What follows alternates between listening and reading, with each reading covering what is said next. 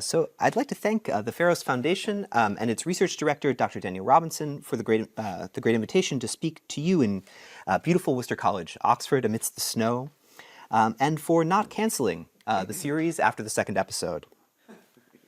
In previous lectures, we've looked at Carl Schmitt as a political historian, in the first instance in relation to the First World War in the first lecture, and at Carl Schmitt as an historian of political thought in the second lecture.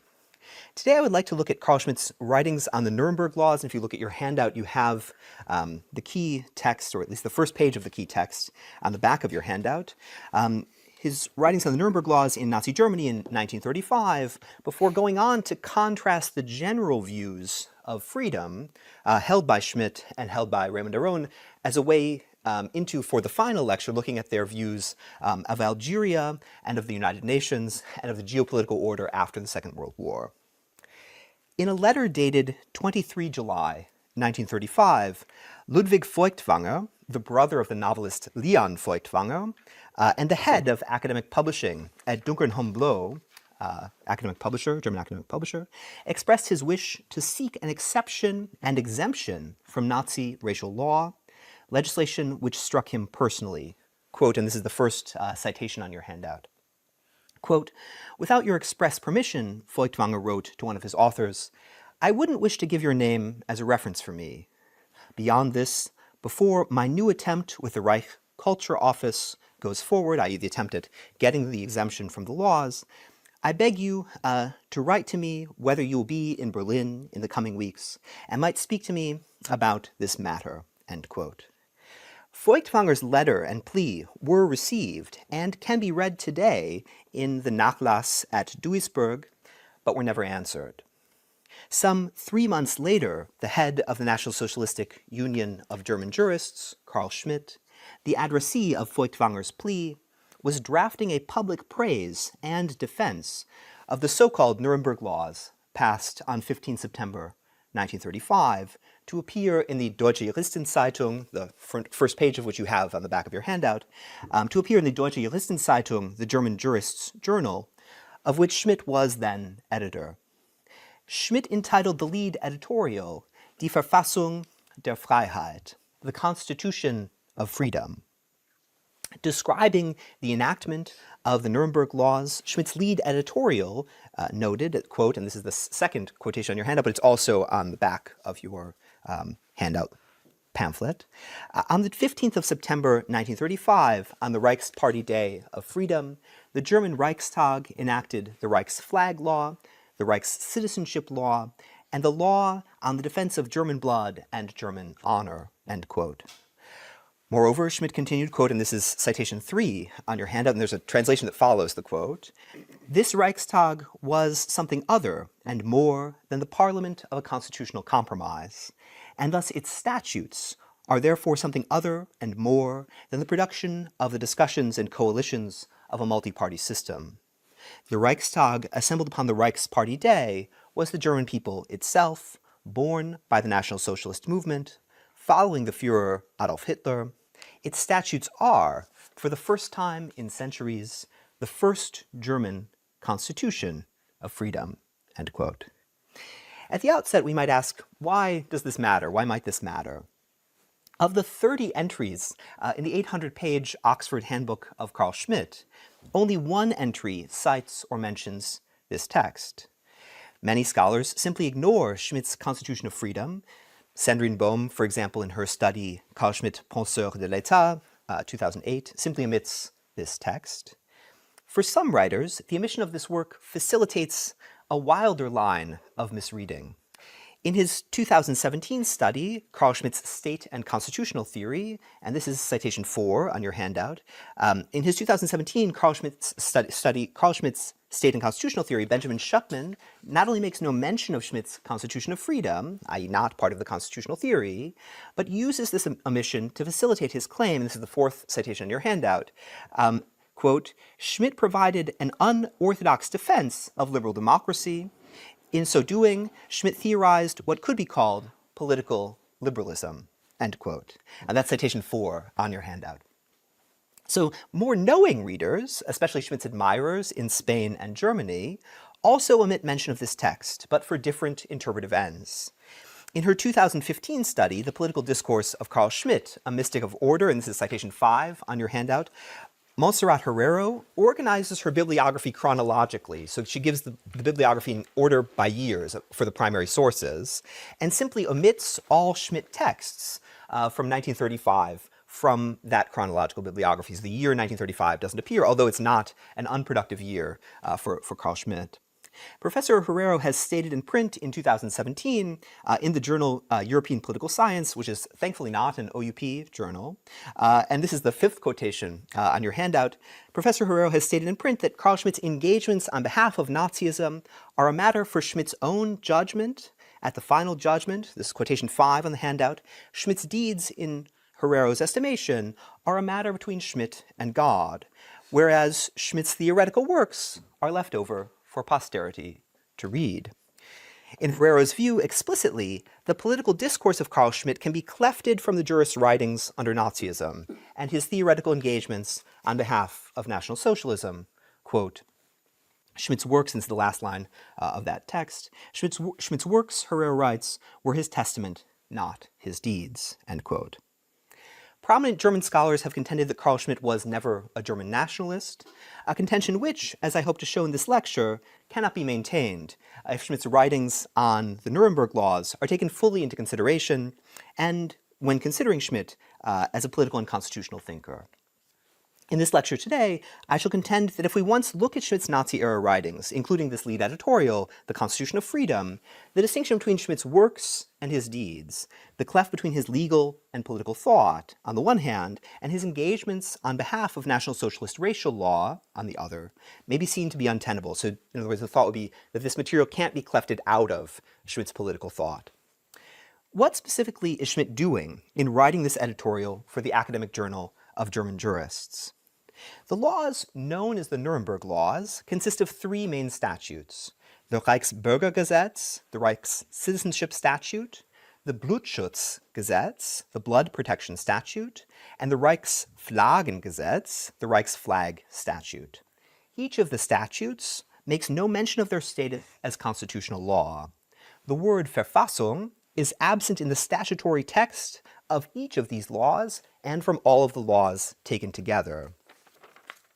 While the Nuremberger Gesetze announce themselves as Gesetze, as statutes, Carl Schmitt is keen to insist that the German lawyers charged with implementing the statutes and prosecuting cases under them should not regard the Nuremberger Gesetze as mere Gesetze, as mere statutes. Quote, and this is citation 6 on your handout, quote, they are also not merely 3 singular important statutes next to other important statutes, Schmitt writes in the final paragraph of his lead editorial. Rather, Schmitt contends, the statutes at Nuremberg, quote, encompass and penetrate our entire law. That's citation 6 on the handout. The Nuremberg laws for Schmitt are not simply a matter of normal legislation. The laws are not, in Schmitt's estimation, mere statutes. On the contrary, Schmitt presents as constitutional law laws which do not present themselves as such. Schmitt redescribes statutory law as constitutional law, reframing the Nuremberg laws within his own conceptual and legal vocabulary. The Nuremberg laws for Schmitt are emphatically framed as a matter of constitutional law, and indeed as the Kern, or core, of the Constitution of Nazi Germany itself. Quote, they are the Constitution of Freedom, the core of our contemporary German law, end quote. And that's citation 6 on the handout, the end of citation 6. Where the Nuremberg statutes make no mention of the Constitution, the statutory text of each of the laws does mention freedom. So it's actually written into the statute. Each statute, as Schmitt was well aware, is dated and signed, quote, at Nuremberg, the 15th of September, 1935, on the Reichsparteitag der Freiheit, on the Reichsparty Day of Freedom. In addition to redescribing statute as constitution, Schmitt makes a phonic resonance and a verbal resonance in order to drive home a new position on constitutional guardianship. The Verfassung der Freiheit is given in Schmitt's view on the Reichsparteitag der Freiheit, where the Weimar Constitution, in Schmitt's estimation, had been defined and determined by defeat, statute, and compromise, as we saw in the first lecture in this series on the First World War, The National Socialist Constitution of Freedom, as Schmitt describes and redescribes it, is given on the Reich's Party Day. Schmitt drives this point home in the final paragraph of his lead editorial. Quote, and this is citation 7 on your handout. Quote, "The fundaments of our folkish order now stand fixed. The German folk with its Führer as the head of state and highest court of appeal of the nation, the order of the National Socialist movement as the guardian of our Constitution." End quote. This marks a departure from Schmitt's overt stance on constitutional guardianship during the Weimar period, during which Schmitt argued that the Reich's president, rather than the Reich's court, was the final constitutional guardian. Now, in 1935, that role of constitutional guardianship is taken over, in Schmitt's view, by the National Socialist movement itself. For Schmitt, writing in his famous concept of the political, concepts are weapons. For Schmitt, concepts, political terminology, interpretation, and authoritative texts offer an arsenal. Each potentially and actually can be used in conflict to maintain order internally and to project power and strength externally. This is no less true of the concept of the Constitution itself for Schmitt. Constitutional law, for Schmitt, reframes the present. Constitutional law reframes the case of the state in terms of who is a member and who is a subject. Constitutional law announces a path for the future, and yet constitutional law, in Schmitt's presentation, is no less potent in reframing both the present and the future vantage upon the past. Reconstituting German citizenship in 1935, for Schmitt, allows German jurists to see the constitutional history of the 19th and 20th centuries differently, and to cast out not only Jews in the present, but also to cast out the contributions of Jews to German law and jurisprudence from the prior and precedent century. This is a project, an endeavor, and the Nuremberg laws, in Schmitt's view, offer the occasion for Schmitt's own enunciation of this endeavor, which Schmitt will then continue throughout the Nazi period. In the fourth paragraph of the text, Schmitt asks, and this is citation 8 on your handout, but it's also present in the fourth paragraph in the visual on the back of the handout, citation 8 on the handout. In the fourth paragraph of the text, Schmitt asks, which German jurists today could not distinguish lawyers of Jewish origin from other lawyers, not only in the present, but also in the past? To this end, Schmitt calls up a series of 19th century examples. This is citation 8 on your handout. Schmitt enumerates the non-Jewish lawyers in his listing by their first and second names, Lorenz von Stein, Rudolf Kneist, but the lawyers of Jewish heritage only by their last names. Quote, and this is citation 8 on their handout. Which German jurists today could not distinguish a Lorenz von Stein from a Stahl-Jolson, a Rudolf Kneist from a Lasker, an Otto Bär from a Jacobi, a Rudolf Sohm from a Friedberg? Schmitt asks, that's the end of quotation 8. In framing the question, the first names of the Jewish lawyers, even those who converted to Christianity, are effaced. A racialized confessional Herkunft, heritage or ancestry, for Schmitt, is all that counts. This paragraph both foreshadows and forecasts a project that Schmitt continues throughout the Nazi period, well into the 1940s, into Land and Sea, for example, and into his other works, namely that of calling out writers and figures of Jewish origin by their names and by their confessional heredity. While noting this anti-Semitism and anti-Jewish racism, let us note that Schmitt conceives this as a constitutional project, as part of both legal history, of legal theory, and of legal practice. In relation to our theme today, Schmitt pursues this project under the heading of the Constitution of Freedom. Each of the 3 Nuremberg statutes is given a paragraph in Schmitt's editorial. The third paragraph, which you can actually see on the back of your handout, the third paragraph of the editorial corresponds to the Reich's Bürgergesetz, the Reich's citizenship statute. The fourth paragraph, calling out the last names of the Jewish lawyers of the 19th century, corresponds in Schmitt's editorial to the Blutschutzgesetz, the blood protection statute. The fifth paragraph, which is then cut off because it comes on the next page of the German Jurist Journal, the fifth paragraph of the editorial treats the Reichsflaggengesetz, the Reich's flag statute. But we do have a quotation for that in citation 9 of your handout. Raising the flag, Schmitt announces that, quote, this is citation 9 on your handout, quote, today the German folk has again become German folk, in the legal sense as well. After the statutes of the 15th of September, German blood and German honor are main concepts of our law. The state is now a means of folkish force and unity. The German Reich has one single flag, the banner of the National Socialist movement, and this flag is not only composed of colors, but also has a grand authentic sign, the folk-evoking sign of the swastika." End quote. Under the sign of the swastika, Schmitt turns to his notion of the Constitution as a weapon. The enemies of Germany, in Schmitt's assessment, have deployed liberal constitutionalism to strip German law of its folkish substance. Quote, and this is citation 10 on your handout, quote, "Thus constitutional freedom became a weapon and parole of all the enemies and parasites of Germany. We have seen through this deception. We have recognized that liberal constitutions become the typical form of camouflage of foreign rule. A folk can have the most liberal constitution in the world and yet still be only a herd of interest slaves and wage slaves.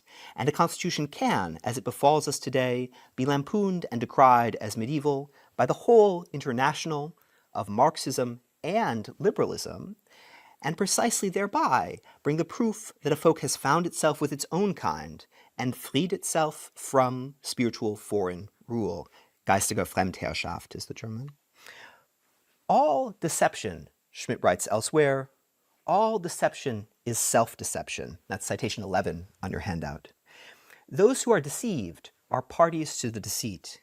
In Schmitt's view, humans are deceived because and when they allow themselves to be deceived.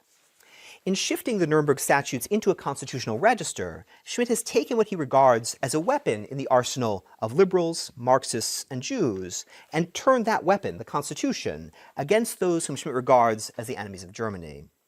The appeal to the Verfassung against the Constitution, to the Reichstag against the Parlement, is an appeal to authenticity, to Eigentlichkeit, to owning one's ownness, to a confessionally racialized Germanity.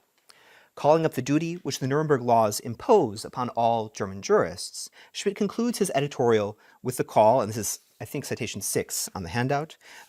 Schmitt concludes his editorial with a call that the Nuremberg laws, quote, "are the constitution of freedom, the core of our contemporary German law. Everything which we do as German jurists receives from them its sense and its honor," end quote. I think we have that at the very end of citation 6 on the handout.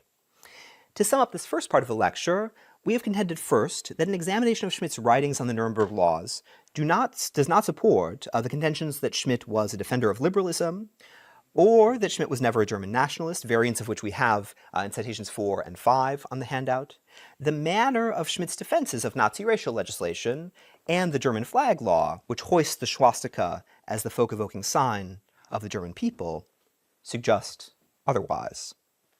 In redescribing the Nuremberg statutes as a matter of constitutional legislation, Schmitt was constitutionalizing statute law and wielding what he took to be the weapons of the enemies of Germany against those enemies themselves, i.e. taking constitutionalism and wielding it against what Schmitt perceives to be geistige Fremdherrschaft. Against those writers that have asserted that Schmitt's works were his testament and not his deeds, which you get in citation 5, we have suggested here that Schmitt's works were themselves deeds. So congratulations, you've made it through the first part of the lecture, part 2. As an aperture for comparing the international political thought of Raymond Aron and Carl Schmitt, and examining both the intellectual conversation and the actual correspondence between both writers, and there is an actual correspondence between both writers, it is worth comparing the regulative ideals of the two thinkers. What do these writers understand by leading political ideas or ideals which both may share and both may appeal to, but which they understand differently and otherwise from one another? In other words, are there values that both Aron and Schmitt appeal to, that they share, at least verbally, but may understand differently? What do these writers think, for example, of freedom? Raymond Aron has numerous and plural articles and books with freedom in the title. Carl Schmitt has but one article and one pamphlet with freedom in the title. The one article amidst several hundred which we have just been discussing. As an aside, Schmitt has a separate pamphlet from the Weimar period on how to read the institutional guarantees within the Weimar Constitution, a pamphlet that is reprinted as a chapter in Schmitt's 1958 collection of constitutional writings, Verfassungsrechtliche Aufsätze. Yet that chapter, which does have freedom in the title, that chapter and pamphlet concern constitutional interpretation of the Weimar Constitution, and the view of freedom in the Weimar Constitution is not, it would seem, Schmitt's own ideal of freedom. But the sole article and the text we have been discussing did appear in an academic journal, the German Jurist Journal, in 1935. The sole article in which Schmitt mentions freedom in the title is the Constitution of Freedom. In what sense may we read Schmitt's Constitution of Freedom as expressing Schmitt's view of freedom? To what extent does Schmitt's Constitution of Freedom present his own notion of freedom? What is freedom in Schmitt's Constitution of Freedom? Now, one might think of Schmitt's view of freedom as a kind of collectivized or Nazified version of collective freedom. Freedom here is the attribute of a collectivity. Freedom for Schmitt within the Constitution of Freedom is not an individual attribute, or not individual in the first instance. And that in a way would be running largely parallel or in sympathy with Schmitt's denial of the individual as a being in law, which we see going back to his Habilitation from 1914. Schmitt's view of collective freedom, it would seem, understands freedom as non-domination, where the domination from Schmitt's perspective that is to be ended is a domination of powers and persons from Schmitt's perspective perceived as foreign, the geistige Fremdherrschaft of citation 10. Schmitt is keen to distinguish his conception of freedom, Freiheit in the singular, Freiheit, from both liberties in the plural, Libertäten, and he mentions that, and to distinguish his notion of freedom from liberalism. We get that on citation 12 on your handout. So Schmitt is keen to distinguish his conception of freedom, Freiheit, from both liberties in the plural, Libertäten, and to distinguish his notion of freedom from liberalism. Freedom for Schmitt is not a matter of, one, liberties, nor a matter of liberalism. Quote, and this is citation 12 on your handout, "For centuries," Schmitt writes, quote, "the German people knew, in place of freedom, only liberties or liberalism. The liberties of the German Constitution of the 17th and 18th centuries licensed all the inner and extra-political exploitative usufructuaries of this miserable condition of the stately division of our folk. The liberal freedoms of the constitutions of the 19th century were used by the international powers in order to elevate the confessional and class divisions of the German folk into a fundamental law." End quote. And that's citation 12 on your handout. Freedom for Schmitt is here presented as antithetical to liberties and antithetical to liberalism. And indeed, freedom is presented by Schmitt precisely as a kind of liberation from liberalism, but also from the putatively international powers who, in Schmitt's view, rule behind the mask of liberalism. Freedom for Schmitt is the collective liberation and the collective exclusion of the Jewish people from Germany. Freedom, in Schmitt's view, is constitutionally equivalent, in Schmitt's eyes, to the content of the Nuremberg laws themselves. It should perhaps come as no surprise that Raymond Aron's view of freedom is not Carl Schmitt's, contrary to certain lines in scholarship, certainly not scholarship published by OUP, but certain lines of scholarship want to conflate Aron and Schmitt. Where Schmitt had rejected Libertäten, the liberties, Raymond Aron was particularly keen to speak about freedom in the plural.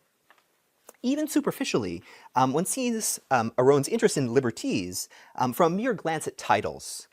So where Isaiah Berlin in his, he would entitle his grand Oxonian inaugural at the two concepts of liberty singular, and Quentin Skinner, yet later, would devote his magisterial inaugural as Regius Professor of Modern History at Cambridge to liberty singular before liberalism, each placing liberty in the singular. Aron was the author of a singular essay sur les libertés, an essay on the liberties, with liberties in the plural. Raymond Aron was neither a Berlinian nor a Hayekian, nor perhaps least surprisingly, a theorist of freedom as non-domination. Where Berlin and Skinner devoted their inaugural lectures to liberty, Aron devoted his valedictory lecture, his Abschiedsvorlesung, to liberties. Aron's inaugural at the Collège de France is on the historical condition of sociology, which was published by Gallimard in 1971, yet the valedictory lecture is devoted to freedom. Speaking at the Collège de France, Aron opened his valedictory lecture on 4 April 1978 by stressing the plural character of liberty as he understood it. Quote, and this is citation 13 on your handout. Quote, I would like to consecrate this last lecture to liberty, or more precisely to liberties, Aron noted. I don't like employing the word liberty in the singular. Just as one sometimes says that peace is indivisible, which is not true, one sometimes says that liberty is indivisible, which is equally false. In order to understand this, it suffices to employ liberty in the most prosaic sense, and one sees the individual who has the possibility of choosing between this and that, of doing or not doing, of going to the church or of not going there, is at liberty with respect to this particular activity, and that in this sense there are liberties, end quote. That's citation 13 on your handout. In this valedictory lecture, Aron defines liberty, quote, simply as intentional action. Action which consists in choice and which presupposes for the individual the possibility of doing or of not doing. And that's citation 14 on your handout. For Aron, both internal and external constraints upon our ability to choose can inhibit our liberty. This differentiates Aron's position from views whereby only external impediments to motion or only external interference inhibit our freedom. For Aron, perpetual fear or perpetual terror can indeed inhibit our freedom to the extent that these terrors inhibit our ability to freely choose. Freedom for Aron will often result in constraining others, if not to respect our freedom, then at least to allow or permit our freedom. Quote, and this is citation 15 on your handout, in practice, Aron writes, and this is citation 15, in practice, in order that we may enjoy certain liberties, it is necessary to prohibit other fellow citizens from preventing us. One must stop them from stopping us, exercising our liberties. When we want to organize a public demonstration, in order for it to take place, it is necessary to prohibit others or to prevent them from preventing our demonstration. This means there is no liberty for something or for someone which does not most of the time reciprocally bear restriction or prohibition for something else or for someone else. Citation 15 on the handout. Liberty thereby, at least potentially for Aron, has both positive and negative aspects at once, and exceeds the sharp cleft between positive and negative freedom. One's liberty is guaranteed by the prohibition on others from interfering with its exercise. Liberty or liberties in Aron's sense are above all individual liberties, individual liberty or, and above all, individual liberties, plural. Individual liberties for Aron find their place within liberal democratic societies, so individual liberties are sociologically situated for Aron. And for Aron, these liberties are personal, political, and social. So a kind of tripartite division, personal, political, social. Aron tripartitions the liberties between the personal, the political, and the social. Aron divides the personal liberties into 4 categories, with the 4th category, which comes back to our first lecture on the question of freedom of conscience. The 4th category being freedom of conscience is both for Aron a personal liberty and a political liberty. And that's, as we've seen, I think, from the Schmitt editorial, that's not something that Schmitt is particularly interested in, so that's a contrast point. The first category of personal liberty for Aron is the protection of individuals.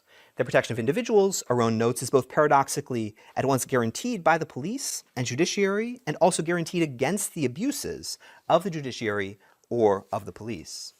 For Aron here, the second category of personal liberties within liberal democracies, quote, is summed up by the liberty of movement.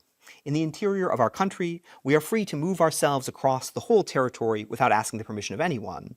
We also have the right, if we are in revolt against the policy of our country, to choose another country, and after several years, to become a citizen there, end quote.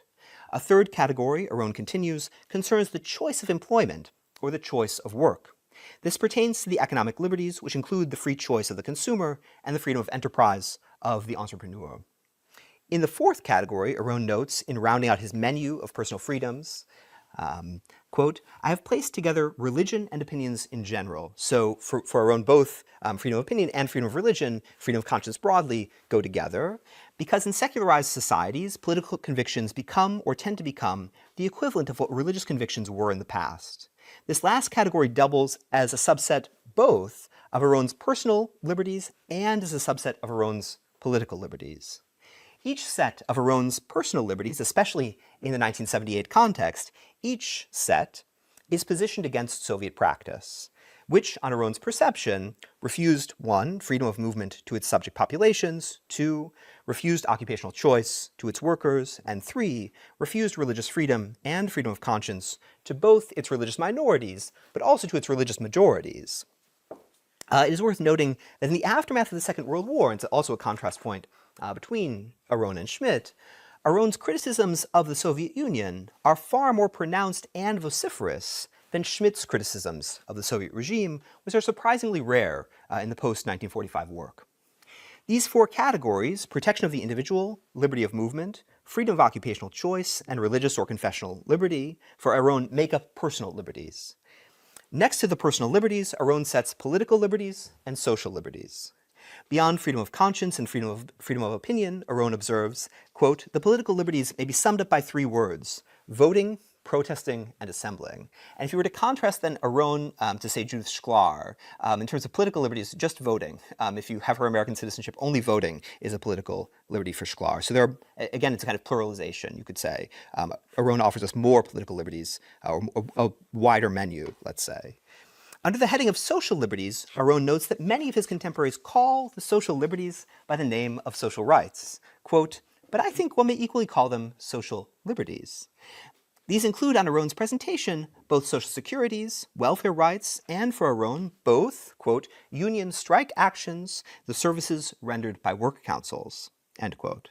On Aron's view of the social liberties, every worker and citizen has a right to join a union or not join a union. In the course of his lecture, Aron will go on to compare union membership to living in a village. Quote, surely it is possible, Aron admits, that the individual finds liberty in a fraternal community and not in competition or in solitude, but it is also possible that the narrow community may become despotic very rapidly. I am not sure that the community of the village was anarchic as such, or that it guaranteed liberty for individuals. In the same way, I am not sure that the power of the unions would always be a guarantee for the liberty of the workers who do not belong to unions, or who would prefer not to belong to the unions, end quote.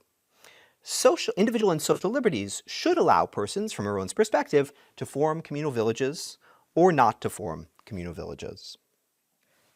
Aron's pluralist subdivision of liberties has something of the form of a menu, with political liberties as something like starters, and political freedoms do, for Aron, form the beginnings of subsequent freedoms. Individual personal liberties being something like mains, and social liberties having perhaps the place of pudding at the end. If one asks what Aron is doing here in laying out this threefold menu of liberties within liberal democracies, so the liberties being situated sociologically within liberal democracies, Aron is laying out a pluralist view of freedom which cuts across a series of binaries. So it's an anti-binary view. Against a view of freedom as non-interference, Aron is insisting that for non-interference to be possible, other interference is necessary. Against a view which holds the distinction between positive and negative freedom to be central, Aron is keen to stress that each of these freedoms has both positive and negative aspects. Not least all of Aron's sets of liberties, personal, political, and social, are positioned against the distinction between real and formal freedom, a prominent distinction in 1970s Marxism, and one which both held and holds much sway in both prior and subsequent Marxisms. In answer to the question of what Aron is doing in his valedictory outline of a pluralist menu of freedoms, one may say Aron is running this pluralist categorization against the distinction between formal and real, i.e. material, freedoms, which is a Marxian view of freedom. Quote, this distinction between 3 categories, personal liberties, political liberties, social liberties, Aron writes, does not recapitulate in any way the distinction which has today become current between formal liberties and material or real liberties. Indeed, personal liberties, which I mentioned at the beginning, are evidently real liberties par excellence. Nothing is more real than being able to move to another city, leave one's own country, or sometimes choose one's own country. It is not a concern, in the case of the personal liberties, of something formal which does not touch what is essential. Precisely the contrary. I would say that these personal liberties are essentially or eminently concrete, end quote. Setting out to display the concrete and material real character of personal freedom, freedom that is formally guaranteed in rights protection, Aron's pluralist account of liberties is eminently and emphatically an anti-Marxist view of freedom, being run against the Marxian dichotomy of real and formal freedoms. So going back to the first lecture, just as we noted something at the outset of the series about Schmitt as a writer whose clarion sentences have a kind of Scheinklarheit, an apparent clarity, which readers may find more disconcerting on examination of the conceptuality that stands behind it, we might say something in addition about Aron's political rhetoric. Aron's rhetoric is a rhetoric of learned moderation, lightly worn. Aron is keen to give the arguments on both sides of a question with persistent main-day constructions. Aron lucidly presents things on the one hand and on the other hand. Yet this rhetoric, albeit in a different way than Schmitt's rhetoric, conceals the sharpness of the conceptuality that underlies it. Just as Aron is not a Marxist in his thinking on freedom, Aron is also not a status theorist of freedom. For Aron, status is not the center of the view. On some status conceptions of freedom, one can only be a free person in a free state, where free state, in the definitions of the status theorists, it turns out on close inspection, excludes the presence, even the residual presence, of prerogative powers in the executive. Aron is not a neo-Roman theorist of free states. Aron's conception of liberty, in the plural, distances itself both from a status conception of freedom, one that says that one can only be free in a free state, whereby free state is meant a non-monarchic state, or a state in which the monarch is constitutionally constrained not to exercise prerogative powers, as well as from a collective understanding of freedom. Aron's view of liberties is not that of Hobbes in Leviathan chapter 21, and Aron's view of liberties is not that of Isaiah Berlin. Aron distinguishes freedoms from the feeling of freedom. One can be free without feeling oneself to be free. And one's ideology about freedom, independent of one's actual freedom on Aron's account, may contribute to one feeling more or less free. Conversely, one may say that in Aron's framework, one may feel oneself to be free without actually being so. Aron explicitly mentions collective freedom in his valedictory lecture, yet he does so only to note that collective freedom, only to note the absence of collective freedom from his view and its intentional or voluntary omission from his discussion of freedom in the valedictory lecture. Quote, finally, Aron recites, quote, I have left aside entirely and voluntarily another problem which would require at least another lecture, that of the liberty of the collective itself, end quote. Aron situates the question of collective freedom in relation to his discussions of feelings of freedom.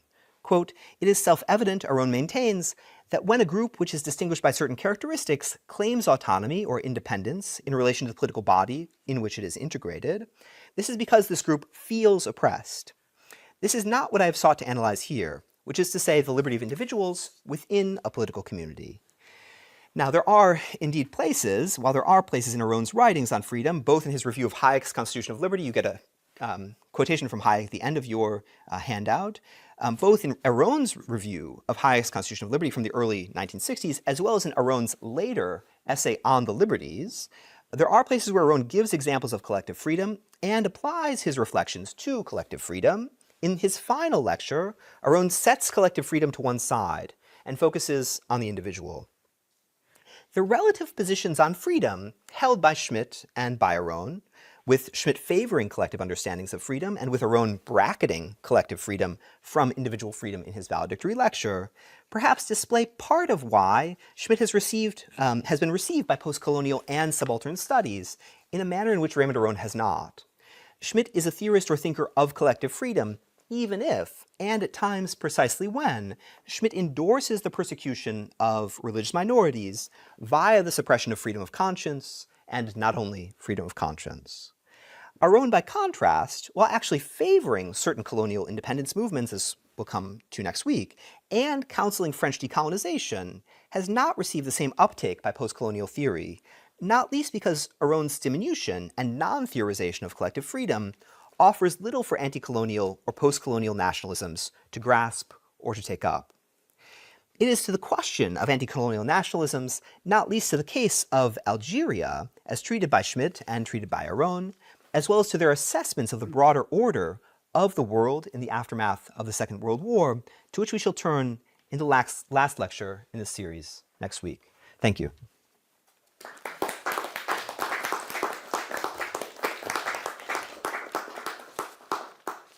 Happy. Well, I was just wondering, this distinction between formal and real freedom, which you associated particularly with the Marxist tradition, is there any difficulty about applying that equally to Schmitt? Can one just repackage his comments in those terms? Or is there something that prevents that?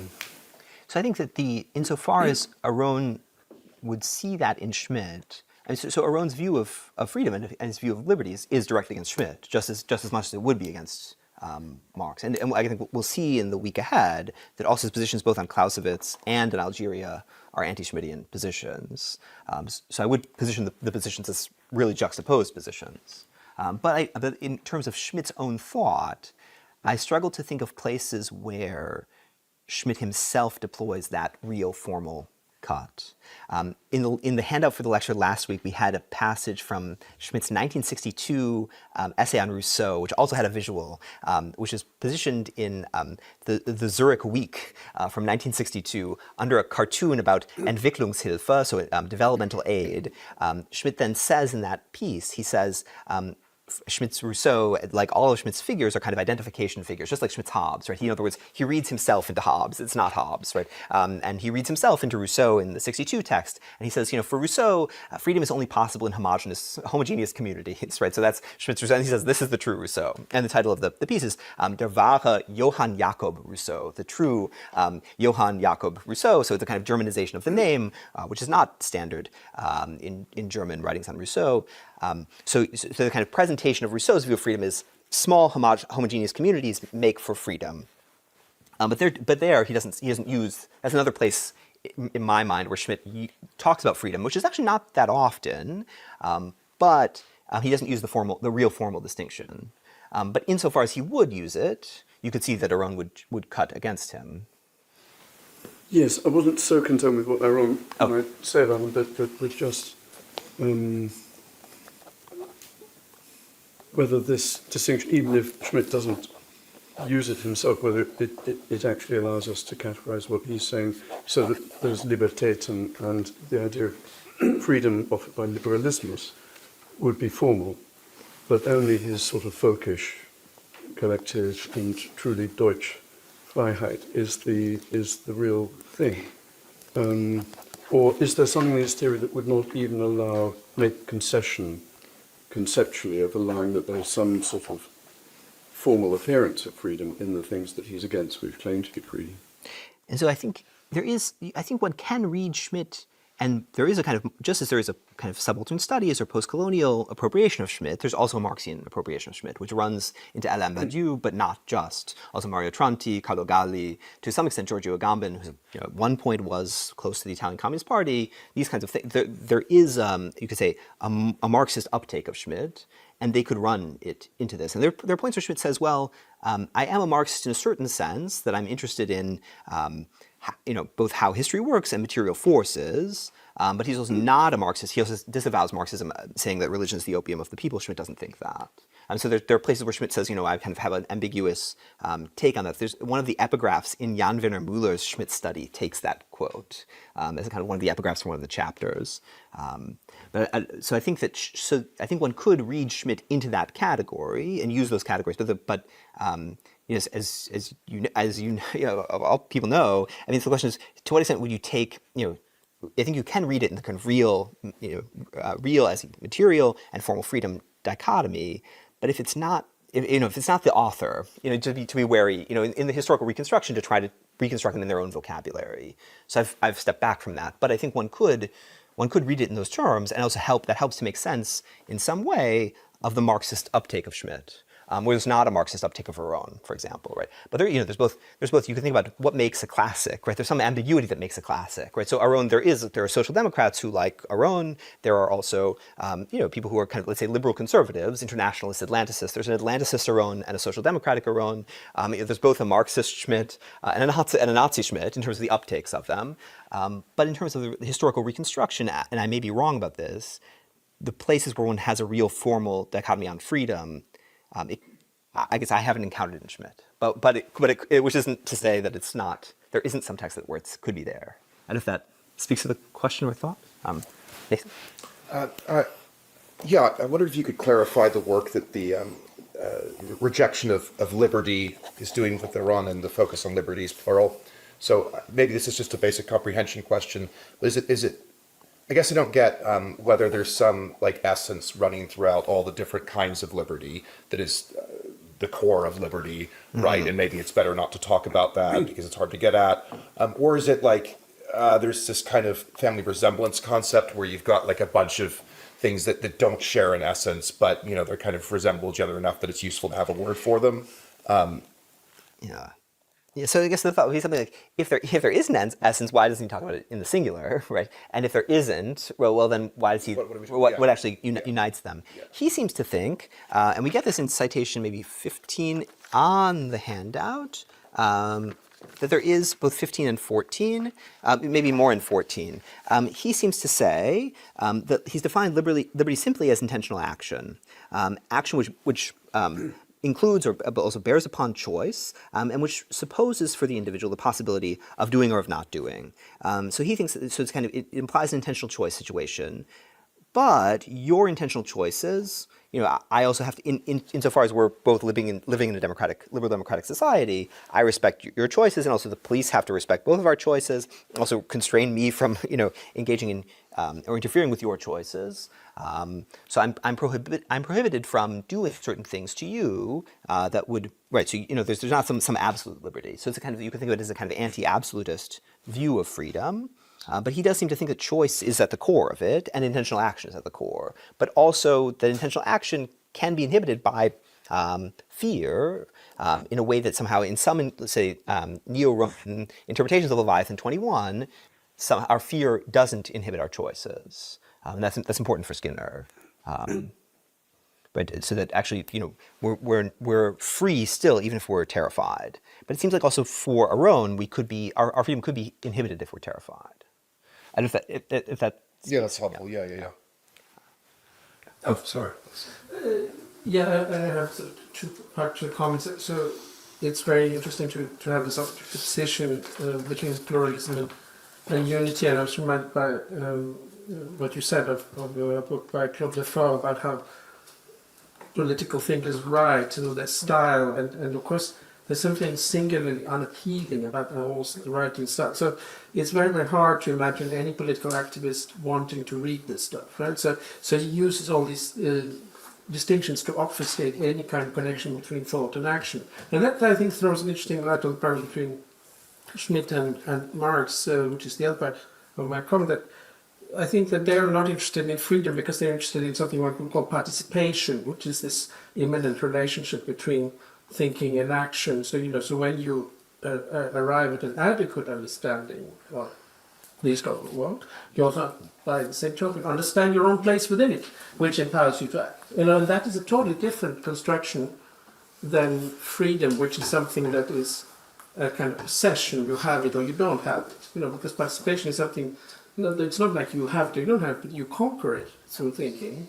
So I think that they in that tradition, somehow freedom just becomes obsolete, And that's why, just to return to the style of writing, I think it's interesting that libertäten is a sort of nastily French German, So he sort of uses this kind of un-German German to disqualify these sort of, superficial freedoms. Yes, so I think that last point is, I think it's totally correct, and also, Lefort would know. Lefort is our own student, right? So there is a kind of, he would have a close acquaintance with that, and the work on Machiavelli is the work that he did under Aron's supervision. So he would know. And I like the point about participation. There are discussions of Schmitt on referenda. So Schmitt, he takes an interesting. He has a pamphlet on referenda, which is not hasn't been translated into English, and it relates to some of these referenda about German war debts and inflation and revaluing of currency via referenda. And Schmitt thinks referenda should not come up from the people. In other words, but they can be proposed by the magistrate. So a kind of an elected office you could think of this following Rousseau in some kind of sense. An elective magistrate can put questions to the people, and the people can either vote it up or vote it down. It's better to have public voting, so acclamation. And that's true in the constitutional theory as well. So it should be public voting, and he gives the example of shield banging. So that is kind of ancient example of acclamation. But it would seem also like the Hitler salute for Schmitt is a form of acclamation, right? And so it's kind of perpetual, it's public. And so every time there is a Hitler salute, it is a kind of voting for Schmitt. It's a public voting over and against the private ballot. So there is this kind of aspect of participation, but also the publicity for Schmitt becomes very important. And that's something that cuts through the religious writings, the writings on his ecclesiology. So it's there in Roman Catholicism Political Form. Publicity is very important. He has also an early text in Summa, a German Catholic journal, called Die Sichtbarkeit der Kirche, the visibility of the church. So something about participation is related for Schmitt to publicity. And I do think that bears on something of also maybe the form of writing. That it is also something like the quickness of the sentences are meant to kind of be impulses to action. Whereas there's something about Aron's rhetorical style. He wants to slow people down. He wants to slow people down and try to induce a certain reflection, but then and he does try to balance the clauses. On the one hand this, and on the other hand that, and he tries to give all the arguments. But then he does sometimes come down and say, look, there really is no evidence that there's any individual freedom in the Soviet Union. Right? So he kind of, and I mean, after weighing all the evidence, he does then say, well, I don't, he also will say something like, well, individual freedom, Karl Marx didn't want to destroy it, but it does seem like the Soviet Union has destroyed it. Right? So, I mean, so there are places where he will land on one side, but only after kind of careful weighing. And you can also see how that could frustrate an activist, but it is meant to also induce intellectual reflection and contemplation in the reader. So it's a more professorial prose, even though Schmitt got his chairs earlier, both absolutely and relatively. I don't know if that speaks to the question, Richard. I was trying to think of this idea of formal and real freedom. What was Schmitt trying to say? That it's the spiritual reality of being the German as a people, wherein lies freedom. I suppose, you could say, well, formally you could say the word honey, but it doesn't particularly do so. It's a sweet taste in my mouth. So formal rules of freedom don't provide the experiential reality of freedom which is to be found in this case, being the German. And so I think both you and Dr. Malcolm are right. I mean that you can think the Schmittian distinction, and you can definitely think this text, the Constitution of Freedom, about in the kind of within the Marxian frame, right? And that there's you can also see there's something in Schmitt, both in the theorization of collective freedom, but also in his interest in critiquing capitalism in many different ways, and critiquing liberalism in relation to capitalism that lends itself to a Marxist appropriation. And so I think so that you can definitely think it in terms of this real formal divide, and I've only stepped back from that insofar as insofar as the aim is historical reconstruction. Insofar and as a full historical reconstruction prior to evaluation. I mean, obviously there are things one might find very deeply unattractive about any number of political positions, and not least the ones certainly the first one that we were discussing, I suppose, but insofar as trying to reconstruct it, I haven't seen the real formal dichotomy. If it's but you could also see why it could be seen in that way. I don't know if that speaks to the thought, or Richard. Well, I suppose it sort of links the idea that you might be a slave or servant of an ideology, and therefore you're not free, even if that ideology is all about freedom. Right, and that also and that phrase also that it also shows, and it's part of National Socialist rhetoric too, which Schmitt is part of, where there's an appeal within National Socialism to appeal to socialists. Right, to say, you're a wage slave, right? You're a wage slave to the international powers, both to the international powers of liberalism and to the international powers of Marxism, right? You're still a wage slave, and the way to free yourself from this would be to, have this constitution of freedom, the real freedom here, right? I mean, you could put it in those terms, and you can compatibilize National Socialism as a kind of socialism, and there's an aim in the rhetoric to do that and to appeal to workers, right? I mean, so even in the name of the party, it's the National Socialistic Party of German Workers. That's in the name of the party. So there's an appeal to workers. You also see it in Nazi literature, in Ernst Jünger. So the question from about Ernst Jünger in the last lecture, in the last discussion, Ernst Jünger has the worker, right? So there is a kind of appeal there, and you rightly point out, wage slaves and interest slaves, Zinssklaven would be the German. But right. I don't know if, Richard, am I speaking to your question or thought, or? Well, I suppose looking at the norming laws, they obviously sort of relate to triggering emotions, don't they? Experiential emotions like flats and blood and honour and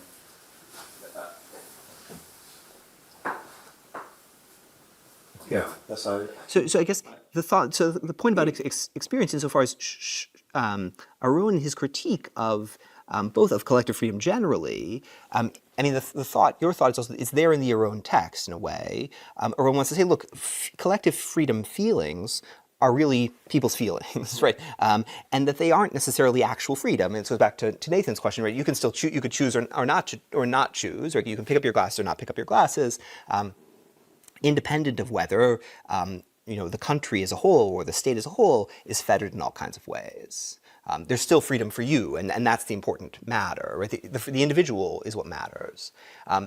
You could also, from the other side, one could say, well, there can be situations in which all of our freedoms and our individual freedoms are constrained by, and also our freedom as voters, our participatory freedoms are constrained if our state is constrained. That would be kind of from the other side, but that wouldn't be the Aronian side.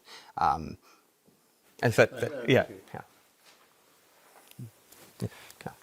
Could you say something more about fear? So is it like, does it constrain freedom in this kind of metaphysical way where, try as you might, you're just so, the threat is so great that no one can be reasonably expected in your shoes to stand up to it? Is it that kind of constraint? So it seems like it could constrain your choice or your ability to choose, insofar as it constrains your capacities, insofar as it hampers your intentionality. So if it's only a little bit scary and I'm really brave, then that's free. But if it's so scary and I'm not very brave, then I'm unfree. And it's the way you tell whether I'm free or not is whether there's a possible world in which I do the scary thing. Well, I suppose he doesn't frame it in terms of possible worlds. I mean, one would wish, and one would wish also for Aron to be, and also one's reminded of the greatness of Oxford being in the both with analytic philosophy and intellectual history, but he doesn't frame it in terms of possible worlds. I mean, so that's also I suppose the historical hesitation would be, that's not the vocabulary he's using. But I think one could potentially see it in terms of possible worlds. But he also doesn't want it to be. It would also then look like maybe a Sorites paradox, a kind of sliding scale. Yeah. But he also, particularly in citation 13, he wants to say, this is a divisible thing. You could make little sections of it, right, and pull out the little sections, right? He says, peace is not indivisible. You can have partial peace, right? You can have also peace for Nathan, right? Peace for Nathan could also be, Nathan has a nice manor house, in which Sam is the house servant, right? But also relative peace or also relative freedom for you might diminish other people's freedom, right? So you can parcel out the freedom, and just as you can parcel out the peace. So that's one of the ways in which he does say there is a divisible freedom, and also there's potentiality. So say you have. Say you own Barclays Bank, right? That's relative freedom for you, maybe, and also divisible freedom, but potentially in terms of how you structure mortgages or whatever, it might be harsher on other people and less freedom for others, depending on how on that. So that there is a cut component, but not in terms of possible worlds. I mean, I think one could think it that way, but it's also one should hesitate to think, well, that's not how he's expressing it. Well, you'll have to forgive me then if I don't see in this tabloid piece in the Deutsche Jurist in Zeitlin much theoretical discussion of freedom at all, but only a fully relativist glorification of Deutsche Freiheit to the total expense of all other possible formulations of the concept. I mean, these confessional freedoms enjoyed by the Protestant Church and the 17th century Reich. Whatever, that just doesn't matter. That did nothing but divide the German people. The only real freedom is our freedom from the Jews and the communists and the foreigners. So I just don't. I don't know if you can found on something written in such an excited tone and with such frankly racist content to. I mean, this is not an academic discussion of a concept that could be applied here or there, and this is just propaganda. Yeah, so I think it's right to read it as propaganda, and also, I think also your first point is also it's anti-Reformation propaganda. But the question is for a writer, and so maybe it's not right to think of Schmitt ultimately as a theorist on the level of something one should Rawls or something like this. But in terms of the history of political thought, right, this is Nazi political thought, which would include propaganda, propagandistic elements.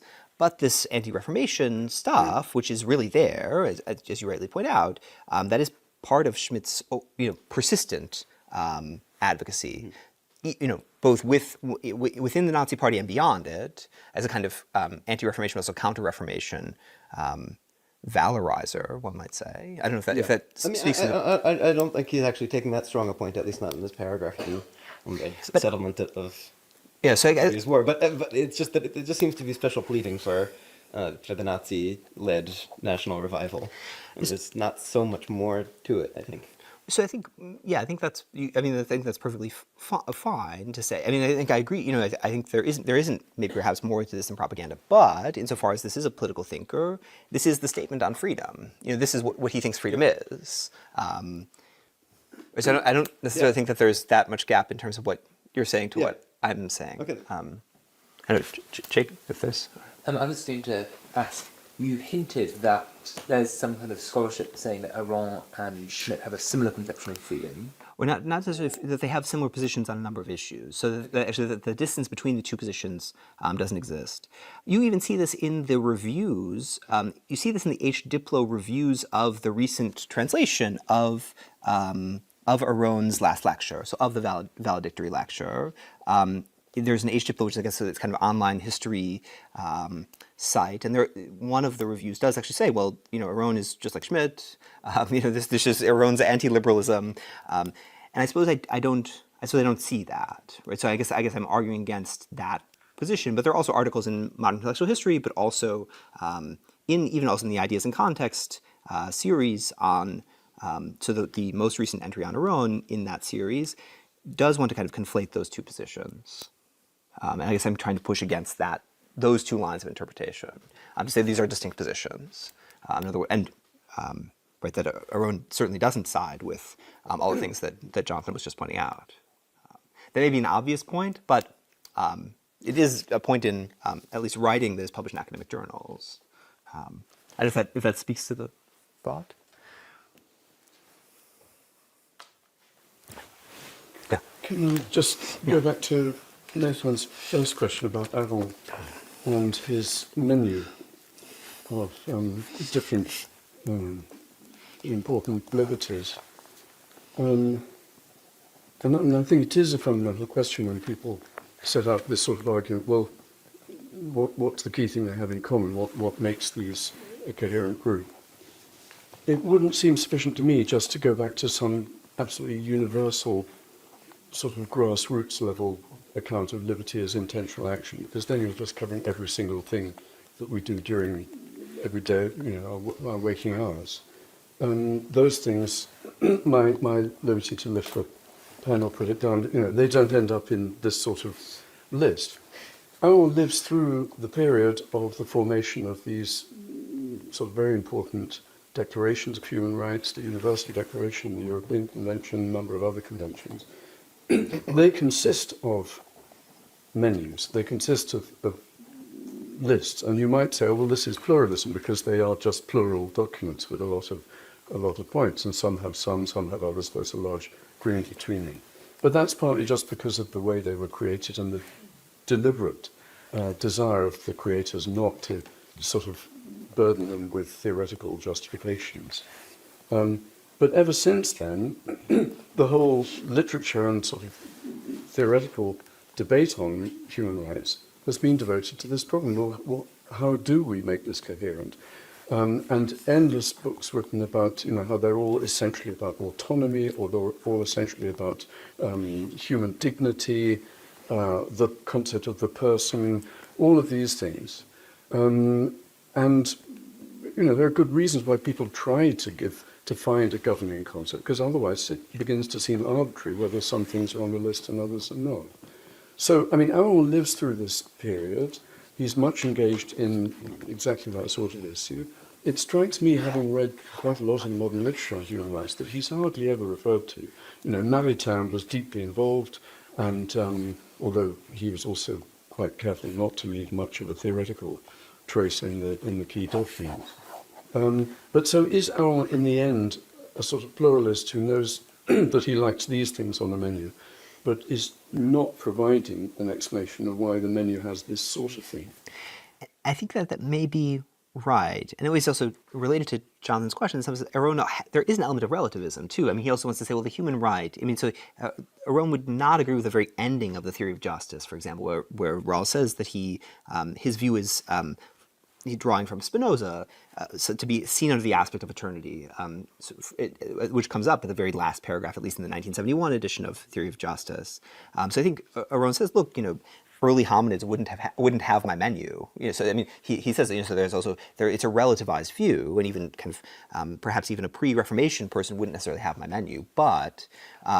I think, here, in this locality, which is to say Europe, but also he would wish for it. He doesn't want to wish to, as it were, civilize others, but he would wish for it here and think that it's a defensible set and that it's a kind of unique set. So it's a felicitous or a fortunate thing that not everyone has, actually, in some sense. So he actually doesn't frame it in terms of human rights, at least not in these texts. I don't know if that... Funny, because you go through the list, personal ability to move, you choose your job, your confession, your political voting and so on. I mean, it's taking a lot of the key things in these classic lists. And so it would look like a human rights appeal, but maybe there's a hesitancy in terms of of formulating it that way. Maybe more so than with other liberals, especially other liberals who've seen the rise of totalitarianism, so the rise of and effectively lived through as well, Nazi occupation of France. You might think that it would look different. Yeah. Pursuant to the Maritain connection, you could say something like, well, you've got liberum arbitrium over lots of things, whether to move your pen up and down. But one can't sin or be a conduit of grace by moving one's writing, right? But writing is that is a significant freedom, right? The ability to express yourself. So it's just you cut the world at two joints. There's like moral import, right? Is what grants a freedom significance. But what makes something a freedom itself is just the ability to do it intentionally or not. And some freedoms are morally irrelevant and therefore insignificant, and therefore don't deserve treatises about them. And then the morally relevant ones do. So he thinks you would be free to do things that might traditionally have been thought of as sin. So those sins are in. It seems like well, certain sins are in, but then or certain things traditionally perceived to be sin might seem to be in, but writing would seem to be also free. So that's explicitly covered, right? So in other words, you're explicitly free to write, I suppose. I guess what I meant is it might be one way of responding to Noel's point. You might say that the reason certain elements are delineated and certain ones are not, when his general definition seems to encompass like a huge amount, is that, well, we only would bother delineating the morally significant ones and like sort of flapping your fingers about whatever is not, it's not worthy of, it might be free, right? But it's not a freedom worthy of discussion. And so for him, they'd be the politically salient ones, rather than the moral, right? So in other words, that the moral doesn't figure in this discussion so much, right? So, but the political does, right? And it's also regime typology does. So in other words, he wants to say, well, we have these things here, more or less in Paris, and they don't seem to have them in Moscow, and they don't seem to have them for really sociological, institutional, political reasons, which isn't to say that they, that the people there shouldn't have them. I don't know if that I don't know if it's to what extent it's a difference, but he doesn't frame it as a moral. I mean, I guess there's also one can also think about the history of political philosophy in kind of multiple senses, and philosophers tend to think about it that way. When jobs in philosophy come open for political philosophy, or the kind of thing that Rawls does, they come under the heading of moral philosophy. But you could also flip it, right? So you could also think about, if politics is the architectonic science, that determines actually, what kind of habits should we have, which is more Aristotelian way of thinking about it. What kind of habits should we have? That's itself a kind of political question in terms also how whether we should wear silly ties or but those kinds of questions would seem to be political. You could have that the habit falling under the political. Just a sort of maybe relevant remark. So, Aron, of course, is a product of a very secular educational system to which he very importantly contributes. And that means that he doesn't reflect into his own conception of freedom that type of genetic production of capability, which is the most Spinozistic way of thinking about freedom. Spinoza thinks it doesn't matter what's right, what matters is what we are able to do. And of course that is carried through in Marx. I mean, that is this understanding that is exactly at the core of the material formal distinction. So maybe he doesn't quite respond to that in Marx. I mean, maybe he should have thought more about what enables him, Raymond Aron, to write these things, which is that he had access to education. I think so. I think the education issue does cleft in Aron's critique of Hayek. That's at the center of it, right? So that Hayek, and also for the Austrians too, this is true for Mises and for Hayek. They're coming out of the Austro-Hungarian Empire. If you fix state schooling, you fix the language of instruction, and that has the potential to push civil conflict. So Mises and Hayek are both more open to things like health systems than they are to state provision of education, insofar as state provision of education fixes language of instruction. So they're much more hesitant about the state provision of educational goods. And that's a difference from someone who's been to the École Normale, this amazing educational system in France. So that's a cut. And I think that Aron's, in his critique of Hayek, he says, well, Hayek presupposes the free person, but the whole point is to educate the free person. But in the relation to Marx, that's less prominent.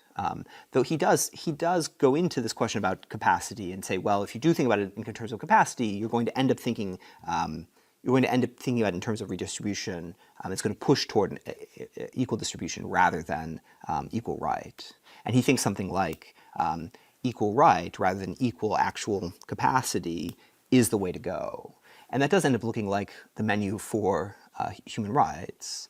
But you also do get actual equal distributions of goods in the lists. So in the things like the Declaration of Human Rights coming out of the UN, you do actually get claims of equal distribution. Jacob, were you raising your hand?